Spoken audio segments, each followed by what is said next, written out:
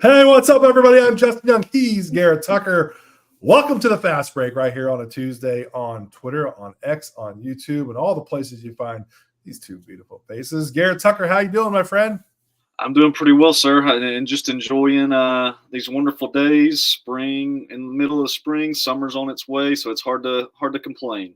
I know it was crazy to me that I think it was tomorrow, May 1st. Is that right? Tomorrow? Hey, This no is kidding, happening it this is. week, which blows my mind because usually with the old calendar, we would already have the live period behind us. The live period now is right around the corner, coming up May 17th to the 19th. We've had a lot of events to kind of set the stage to get us to that point, and we're going to talk about that today here on the show at the Grassroots Showcase. But yeah, it is a different type of spring. I feel like it's already been long, but we haven't even really found the real purpose yet of why we're playing. So it's kind of a weird dynamic for where we're at. So but I'll take it, though. I listen, we've talked about this a lot, how much I love the calendar. I don't know your thoughts on it, but it feels like the basketball is getting better every week. And did you feel that was maybe the case in Louisville? Yeah, everybody's starting to hit their stride, figuring out rotations, lineups, things like that. So, yeah, I was the basketball's definitely getting better.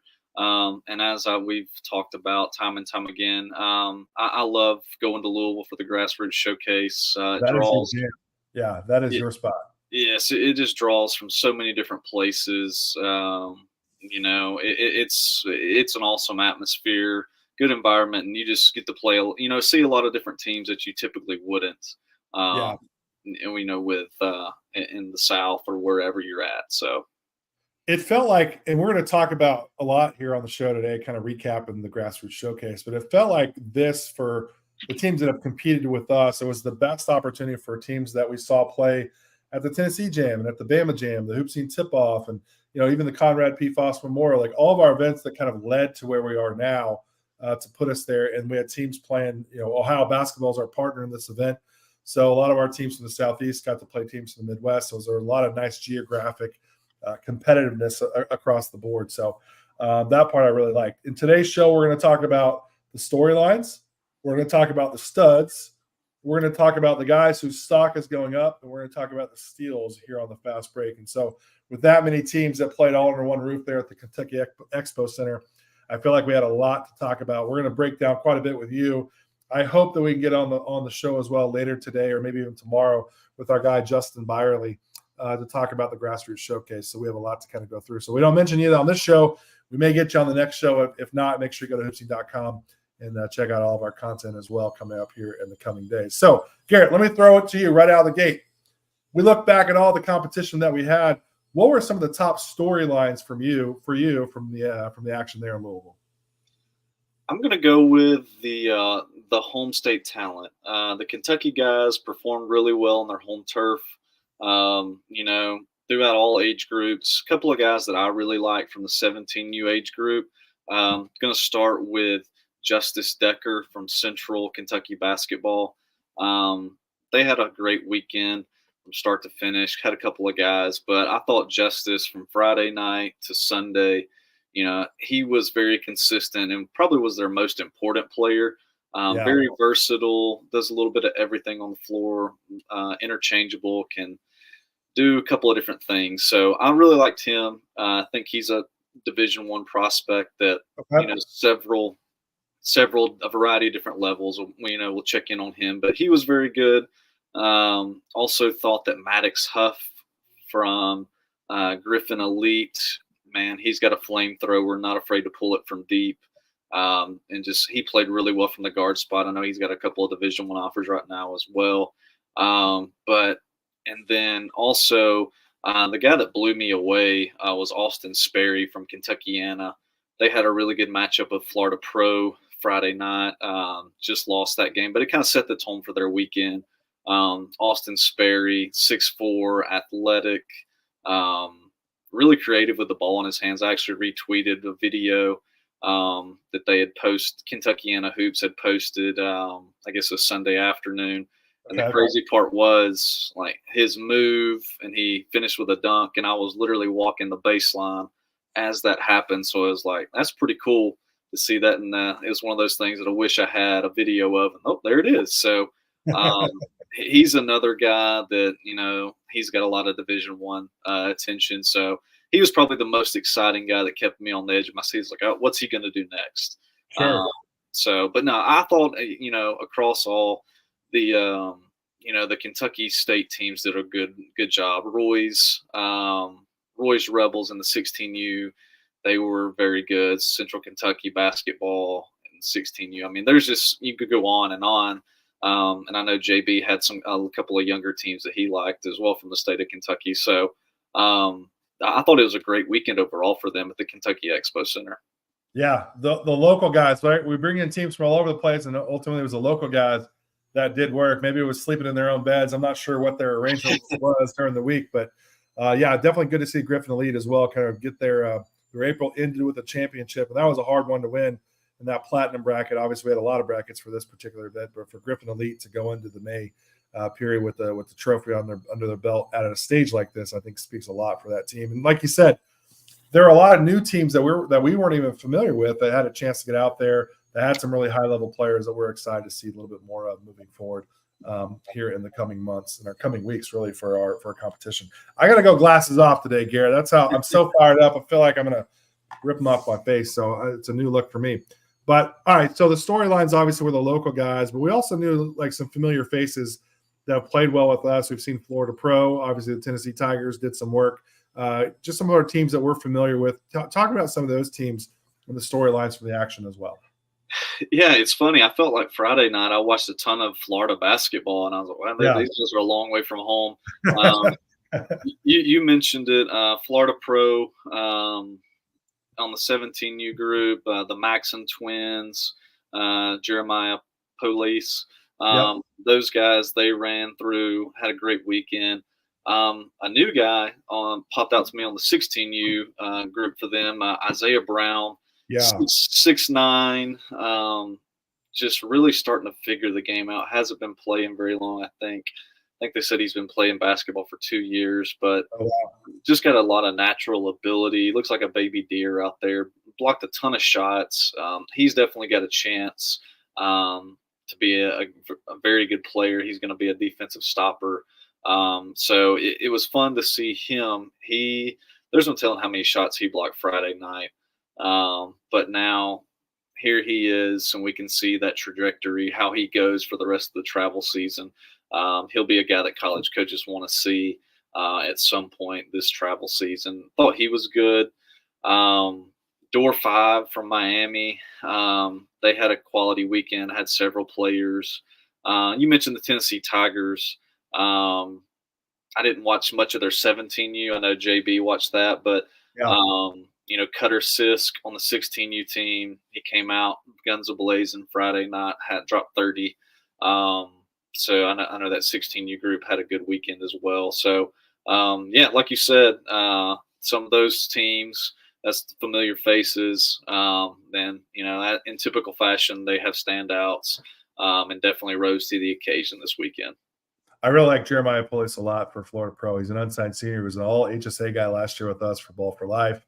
Now, as we kind of get into this, final go round here in the final month for guys that are 2024 guys, I think Police is a guy that if you're a college coach, you're going to want to come out there and watch him. Our Atlanta Jam, by the way, I want to mention this before. We've waived the fee for all non-Division I schools. So if you're a program now, it's been interesting. I've been paying attention a lot to the portal here the last couple of weeks for a number of reasons. And it's interesting to see how schools are building their rosters so much through the portal. And it really is affecting guys in the 2024 class. There's no doubt about that. So, and I've said this, I've banged on this drum so much over the last year. If you have an offer, no matter the level, if it's a good situation, you might want to jump on that pretty quickly. And I'm pretty confident in this. We had a lot of colleges actually here at the Grassroots Showcase. We had teams from, I think I tweeted something out from probably 12 or so different states in the region, all the way from Illinois, Indiana, all the way down to Florida, tons of schools that were in there. And so I hope that they saw a lot of guys in the 24 class. I hope they come to the Atlanta Jam, because if you're a non-Division I school, it's free for you guys to come out to watch a guy like Police, to watch a lot of guys that I think we saw over the weekend here at the Grassroots Showcase that you can get on your team, whether you're a junior college, NAI, Division II, Division III, even a prep school, military school, whatever the case may be. I think we have a lot of opportunities to connect some guys to some good situations. And more importantly, too, man, I don't know about you, but I'm seeing so many guys now finding opportunity to play right away as a freshman at maybe the non-divisional level. And 10 years ago, you and I maybe had this conversation. We have a freshman that are playing 28 minutes a game in Division I, not even thinking twice. And that's so hard to do nowadays, to play that many minutes as a freshman in Division I. It is for sure. And, the opportunity with the way people are transferring up now, I mean, you got to go to a good situation where you can get on the floor and play. So that's it. You got to be on the floor. If that's your plan, you got to find a place to be on the floor. And I hope, and I think a lot of guys that are smart that are getting out there recruiting right now from the non-divisional level, that's a big selling point for a lot of guys. So I know I always bang on that drum, but I think it's important to talk about, considering like how really between now and tomorrow, the portal closes where guys can officially enter into the portal. That thing's going to get even more crowded. And that opportunity for freshmen is going to get smaller and smaller. And that's the hard reality of kind of where we're at. All right, so that brings us to the studs. And I do think the studs are important because there's a lot of guys that are in the studs category. Heck, that might have been a coach already emailing me right now, that little chime, to see about who's a guy that needs to go out there and recruit. I feel like we had a lot of studs in this category. We're already releasing our top performers on hoopsing.com. Heck, you can even find it probably if you scroll down here on our Twitter feed or X feed to find some of our stories we put out yesterday. But give me some guys that stood out to you, Garrett, from your point of view, from your vantage point, that we would classify as a real stud from the Grassroots Showcase. Yeah, I'm probably beating on the drum here, but MJ Harper from Judah Nation is my first time watching him live this weekend. He's the real deal. No doubt he's a mid-major guy, if not better. I mean, he brings a punch to his game. He's gifted physically. I was very impressed with him. I watched a little bit. So I would say he's definitely a stud. Those three guys I mentioned before, Maddox Huff, Justice Decker, and Austin Sperry, all three of those fall in that category as well. And I also throw in Gabe Davenport from Tennessee Marathon.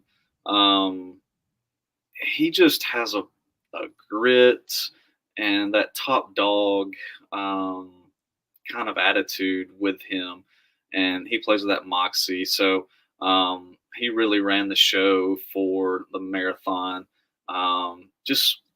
He's got that star kind of top dog attitude with him. So I mean, shot it well from deep. Just really, he has an impact on the game, makes his team better for sure.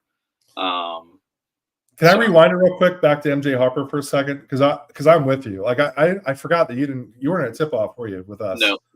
So this was your first time. The dude is a stud, like truly. And we've seen guys like him. I think about the last, 8 years or so on our platform of guys that are coming from the Gulf South area that have gone on to a really good situation, whether it's the Ohio Valley, whether it's in Conference USA, the American, Southern Conference. We have so many guards that we've seen come out of this, deep South area that go on and have really good careers. And I'm with you, man. MJ Harper. The first time you saw him, what was the thing that stood out to you the most when you saw him? Just his pure power and the physical intangibles. Like, you look at him and it's like, man, this is definitely a Conference USA Sun Belt type guy. Yeah. And you start peeling back the layers and it's like, he may be better than that. Being kind of conservative, kind of like you said, recruiting is different with the portal now. Sure. But I mean, he's a no-brainer for schools, Conference USA, Sun Belt, in my opinion, and he may make that move up to the A10, something like that. But he really gives you that wow factor for sure. Yeah. It's so funny now with recruiting. It's almost like we're projecting for stop 1 and then we project for stop 2 or maybe even stop 3 now, right? Like it's right. So like, you and I are big baseball guys and we're big Braves fans. And so it feels very similar, right? Like who's on the Rome Braves that's going to be in the starting rotation, like, at the end of the summertime. And I feel like recruiting is in that same kind of category now. Exactly. I agree 100%, no doubt. I almost want to go back and read Moneyball again and just to get some better ideology as to how we're doing our job on the recruiting and the evaluation side of things. So, all Okay, let's move over to stock up for a second. I feel like this category we could probably talk about for a really long time, and it may even bleed into our steals that we want to talk about because there's so many new teams for us, guys that we haven't seen. And so if I call you a stock up or a steal guy, that doesn't mean that you haven't already been doing it before. It's maybe just our first time to ever really lay some eyeballs on you. There's probably a lot of guys in this space, Garrett. Give me a couple of guys that stood out to you that really use this platform, the Grassroots Showcase, to really maybe parlay that into a big May coming up. I'm going to go with so MJ Harper was 1A guy I was really excited about. Yeah. And 1B, I'm going to go with Cruz McClure from Michael Red or MR22 Elite. 2 years ago as a freshman, he was 5'10", 5'11". Now he's 6'5". Skilled, good ball skills, made shots, coming off, screens. Just, and I told you this, I'm not afraid to say it. Like he's different from Tyrese Halliburton. I saw Halliburton at the same time of his career, but that trajectory could be very similar, in my opinion. I think, he's a guy that you buy stock in now. Who knows? He may go to a Ohio, a Toledo, depending on what happens. He'll have some high major interest, but he's another guy that, project him for that second stop as that transfer up. There's just a lot to like there, and I think his best basketball's ahead of him. It's one of my favorite things in evaluating players is exactly like you talked about, huge growth spurts, right? Like it is. If I had a bingo card of my favorite things that I like to keep an eyeball on, that's it, right? Guys that were sub 6 footers as freshmen, they had a huge growth spurt. A lot of things, particularly like when we're talking about a kid at this age, right? That's 15, 16, 17-year-old kid. You're still trying to figure out how to even walk. You know what I mean? Like when you grow that much and you're trying to figure out how do you move, which gets me really excited to think about what they're going to be as a 20-year-old. And I use that phrase all the time. Who's this guy going to be when he's 20 years old? And that to me, those are huge growth spurts. And if you still have that same size, like I look at CJ McCollum, right? CJ McCollum coming out of high school, you wouldn't even think about him even being a basketball player, let alone a high-level basketball player, let alone being a guy that's getting paid in the NBA, right? I love guys like that. So I went back and watched this film. When you told me that, when you threw out a Tyrese Halliburton meets Ben Shepherd comp, two of my favorite guys. Ben Shepherd, is a guy that we saw since he was a little guy to all the way to his path in the NBA. I got pretty interested. I get what you're saying, though. I do get what you're saying. So it's Kruze McClure, and he's with MR22. So if you're a college coach and you made it this far, 17 minutes and 46 seconds in here, the fast break, we always give you a little nugget. We always give you a little nugget to go into the spring. Garrett does a really good job of dropping those nuggets out there. Who else kind of fits this category? Any other guys that grew 6 inches in last year, Garrett? I don't know about the grow in 6 inches, but Bryce Hott from Gym City Basketball. Okay. He had a really good scoring weekend. He averaged, I know he had 130-plus game. I think he had 20 in the other games. So that's a name that really performed well.